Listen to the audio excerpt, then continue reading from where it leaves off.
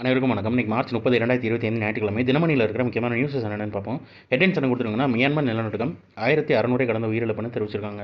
மியான்மரில் வெள்ளிக்கிழமை பிற்பகலில் ஏற்பட்ட சக்தி வாய்ந்த நிலநடுக்கத்தால் உயிரிழப்புகளின் எண்ணிக்கை 1800 கடந்ததுன்னு தெரிவிச்சிருக்காங்க. இந்த நம்பர்ஸ்லாம் நம்ம மனப்பாடம் பண்ணணும்னு இல்லை, எங்கே இந்த மாதிரி இன்சிடென்ட் நடந்திருக்குன்னு தெரிஞ்சு வச்சுக்கோங்க. ரிக்டர் அளவுக்குள்ள 7.7 பதிவாக இருக்குது, அதே ஞாபகம் வச்சுக்கோங்க. மியான்மரில் அப்படின்றத ஞாபகம் வச்சுக்கோங்க. இன்றைக்கி சண்டே, அதனால் திருக்குறள் இருக்காது. ஸோ டேரெக்டாக இம்பார்ட்டன்ட் நியூஸ்குள்ளே போயிடலாம். சாகர் திட்டத்தின் கீழ் 44 வெளிநாட்டு வீரர்களுக்கு பயிற்சி. இந்திய கடற்படையின் சாகர் திட்டத்தின் கீழ் 9 நாடுகளைச் சேர்ந்த வீரர்களுக்கு கேரள மாநிலம் கொச்சியில் உள்ள கடற்படையை சார்ந்த பயிற்சி பள்ளிகளில் பயிற்சி வழங்கப்பட்டுள்ளது. நாடுகள் பேரெல்லாம் கொடுத்துருக்காங்க. இந்திய பெருங்கடல் பிராந்தியத்தில் உள்ள நாடுகளின் ஒத்துழைப்பை இந்திய பெருங்கடல் கப்பல் IOS சாகர் திட்டம் உறுதிப்படுத்துகிறது.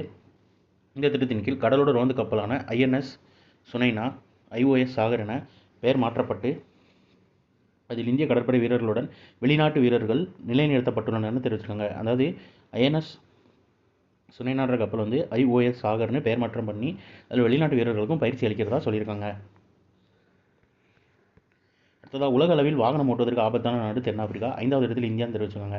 உலகெங்கும் 53 நாடுகளில் GDOP அமெரிக்க ஓட்டுநர் பயிற்சி நிறுவனம் மேற்கொண்ட ஆய்வின் அடிப்படையில் தயாரிக்கப்பட்ட வருடாந்திர அறிக்கையில் உலகின் வாகனம் ஓட்டுவதற்கு மிகவும் ஆபத்தான நாடாக தென்னாப்பிரிக்கா இடம்பெற்றுள்ளது. இந்த தரவரிசையில் அமெரிக்கா மற்றும் இந்தியா முறையே 3 மற்றும் 5வது ஆபத்தான நாடுகளாக பட்டியலிடப்பட்டுள்ளன தெரிவிச்சிருக்காங்க. இந்தியாவில் ரூபாய் 12,800 கோடி முதலீடு செய்யும் ஜெர்மனி நாட்டை சேர்ந்த ரசாயன நிறுவனம் ஒன்று இந்தியாவில் 12,800 கோடி முதலீடு செய்ய உள்ளதாக மத்திய வர்த்தகத்துறை அமைச்சர் பியூஷ் கோயல், பேர் பார்த்துக்கோங்க, என்ன துறைன்னு பார்த்துக்கோங்க, மத்திய வர்த்தகத்துறை அமைச்சர் பியூஷ் கோயல் தெரிவிச்சிருக்காரு.